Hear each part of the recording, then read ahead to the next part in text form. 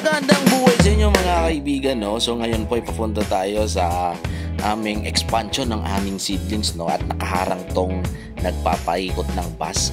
So habang kami papunta mga kaibigan ay may nakikisabay sa atin na isang tropa pips. Oh, yan, no? Atak-patak mo siya. Pero di niya to makikita ang video na to kasi wala siyang cellphone. So habang papunta kami mga kaibigan, yung aming sidecar ay parang nangangatal-ngatal ang makina, namamatay-matay. On the way kami sa aming seedling nursery. Seedling na nursery pa. Tapos yan nga, fast forward, nakarating na kami. Yan, no, parang nangangatal-ngatal yung makina ng aming sidecar. Chinik namin kung may gasolina. At yun ang problema. Gamit ng gamit mga kaibigan, wala palang gasolina. May dala-dala kaming drum na blue dahil wala pa kami ditong kuryente. So mano-mano muna yung aming pag-aabono dito sa seedlings. Fast forward mga kaibigan, ayan, makikita nyo yung aming expansion ng aming nursery. Pasensya na kung hindi ko to na-i-vlog ng simula kasi nga, yun na, alam mo na, napaka-active ko mag-vlog, diba?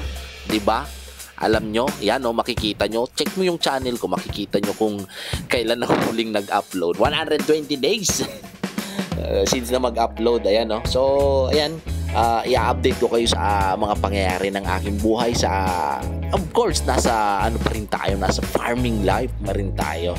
Ayan, nagpalagay ako ng poso, may drum, may kubo. Ayan yung aming seedlings. So flex ko lang itong aming kubo mga kaibigan, no? Kaka-excite, malapit nang matapos, pero i-check ko ito bukas at parang ano na to patapos na to since na binidyo ko to.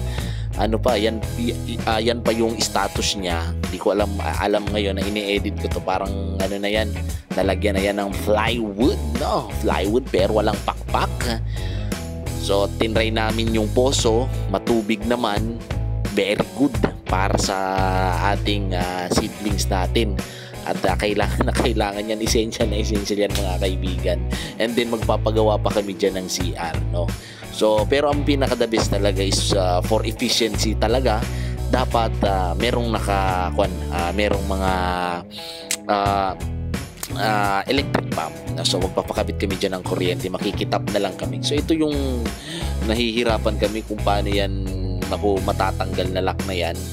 Ilalagariin na lang namin kasi hindi ko alam kung nasaan na yung susi niyan. By the way mga kaibigan, ang lote pa lang yan ay inarkila ko lang po, no? Hindi po ako mayaman, hindi ko po yan binili. Arkilado lamang mga kaibigan for 2 years. So ayan yung ating nursery. Ano, napakaganda na, may load na tayo. Nga pala, yung mga gustong umorder sa atin dyan, makikita nyo sa screen kung saan kayo pwedeng mag-PM. Ayan, no, Aya Seedlings. Nakakarating kami hanggang Quezon Province. I-PM nyo po kami, i-PM nyo po kami na nakakarating kami dyan, no? So ayan, makikita nyo yung aming mga bagong punla, no? Nag-aantay tayo pero marami na tayong mga booking sa ating seedlings na yan, no? Kaya nagawa na namin mag-expand ng ganyan, no? So pinupuno namin tong drum ng tubig kasi nga hindi sukat yung poso sa drum. Dapat pala pinataas-taasan pa yung poso, yung tubo, para nakasukat sa drum. Tuloy nahirapan kaming punuin yan. So yan yung aming the magic sarap liquid, the secret ng aming nursery sa pag-aabono. Yan, no? So ihahalo yan sa drum at minekos-mekos na ni Nico, mekos-mekosin mo yan. At yan yung ating i-drain sa ating nursery. Ayan, no? So since na manual tayo, no? Manual, hindi automatic, no? Hindi CBD.